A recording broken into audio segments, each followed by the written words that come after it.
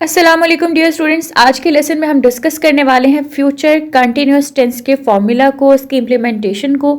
जैसे कि आप जानते हैं कि टेंसेस की सीरीज़ में छठा लेसन है। आज हमारा 6th टेंस कवर होने को है। आप इस चीज़ को लेकर क्लियर होने वाले हैं कि कहाँ पर विल लगेगा, विल के साथ क्या लगेगा और किन सिचुएशंस में क्या नहीं लगेगा, या विल की साथ कौन सी कॉन्ट्रैक्टेड फॉर्म्स यूज़ होती हैं। ये सब जानने के लिए देखते रहें लेसन को एंड तक।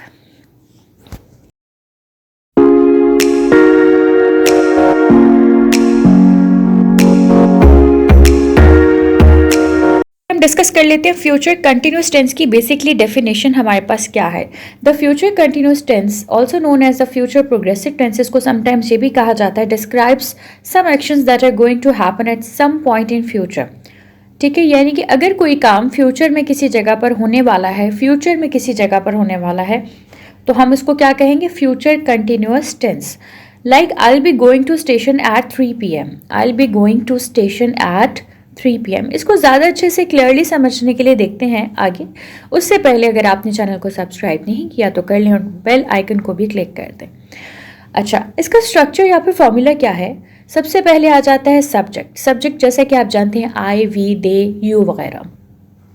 उसके साथ हमारे पास जो हेल्पिंग वर्ब यूज़ होता है वो होता है विल, और विल के साथ आता है बी। अच्छा, एक चीज़ मैं आपको बताना चाहूँगी, जो हमारी मॉडर्न इंग्लिश है वहाँ पर विल ही यूज़ होता है।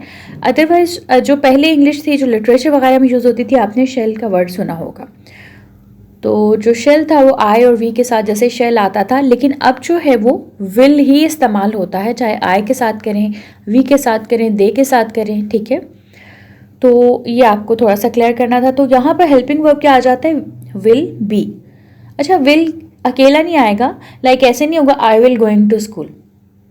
ये हमेशा याद रखें, आई विल के साथ क्या आएगा, बी आएगा, I will be going to school.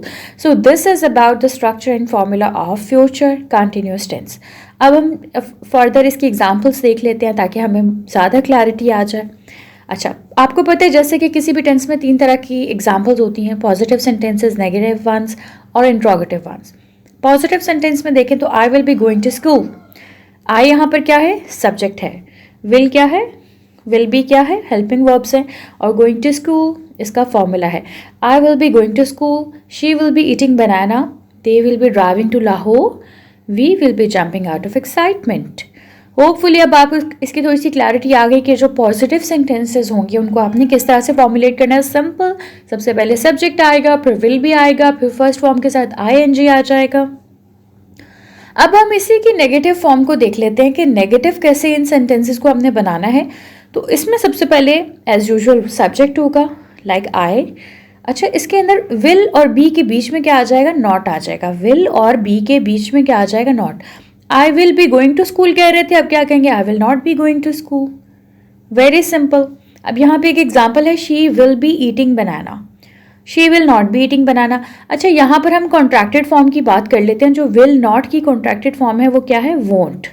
वो क्या है, वोंट। विल नॉट की कॉन्ट्रैक्टेड फॉर्म क्या है, वोंट है। विल नॉट की कॉन्ट्रैक्टेड फॉर्म हमारे पास क्या है, ठीक है, जैसे ये विल नॉट है तो इसकी कॉन्ट्रैक्टेड फॉर्म क्या होगी, वोंट होगी। Hopefully it's clear now. Okay, so the next example of the negative situation is they will be going to market, they will not be going to market। ठीक है, they will be going to market, will और be के बीच में क्या लगा दिया, not लगा दिया, they will not be going to market। या हम इसको ऐसे भी कह सकते हैं, they won't be going to market। उसके बाद हम चलते हैं इंट्रोगेटिव सेंटेंसेस, यानी कि सवालिया फिक्रात की तरफ, जो जिसमें सवाल पूछा जाता है। अच्छा, इसका फॉर्मूला अब कैसे फॉर्मुलेट होगा, इसको कैसे फॉर्मुलेट करेंगे। हेल्पिंग वर्ब विल जो है वो स्टार्ट में आ जाएगा, उसके साथ फिर सब्जेक्ट आ जाएगा, फिर बी आ जाएगा, फिर फर्स्ट फॉर्म ऑफ वर्ब और ING। बिल्कुल उसी तरह इसको करके देखते हैं।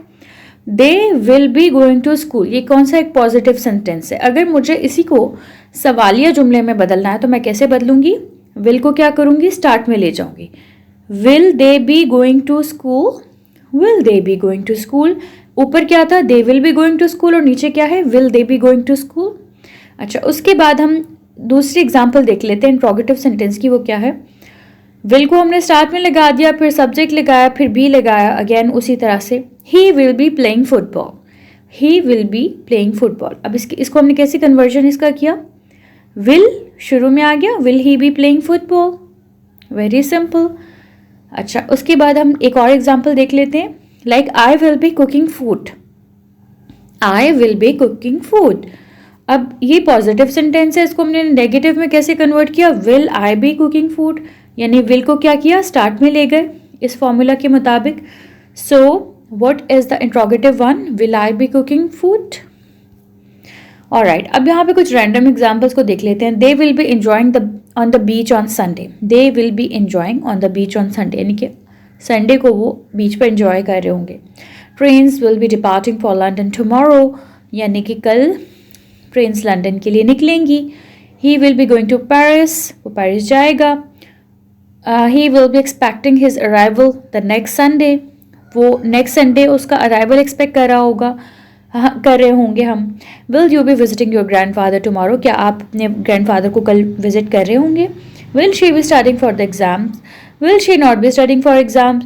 दे विल नॉट बी और वोंट बी इंजॉइंग वेदर, वो वेदर इंजॉय नहीं कर रहे होंगे। ठीक है, तो विल नॉट बी भी ठीक है और वोंट भी, दोनों ठीक है, they are perfectly okay. Okay, उसके बाद हम इसकी एक छोटा सा एक कंपेयर एंड कंट्रास्ट फॉर्म देख लेते हैं, पॉजिटिव, नेगेटिव और इंट्रोगेटिव सेंटेंसेस की, for a further clarity check. सबसे पहले जो पॉजिटिव सेंटेंस है वो क्या है, I will be going to school, I will be going to school. इसको अगर नेगेटिव में कन्वर्ट करें तो I will not be going to school, very simple. Will और बी के बीच में क्या आ गया, नॉट आ गया। और इसको अगर मैं इंट्रोगेटिव में चेंज करूंगी तो क्या करूंगी, विल को शुरू में ले आए, will I be going to school.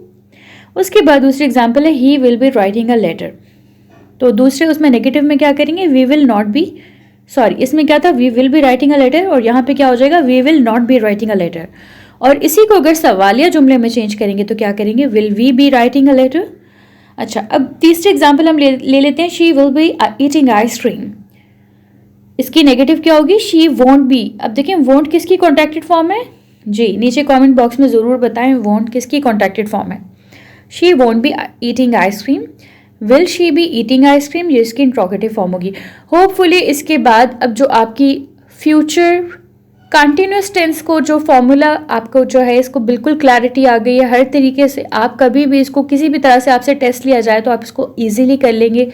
जैसे कि FEA में आज शाम में आपको एक टेस्ट का लिंक शेयर किया जाएगा जहां पर आप टेस्ट करेंगे, देखेंगे जो आपने इस लेसन में सीखा आइदर वो क्लियर हुआ या नहीं हुआ। अपना बहुत सारा ख्याल रखिएगा। अल्लाह हाफिज़।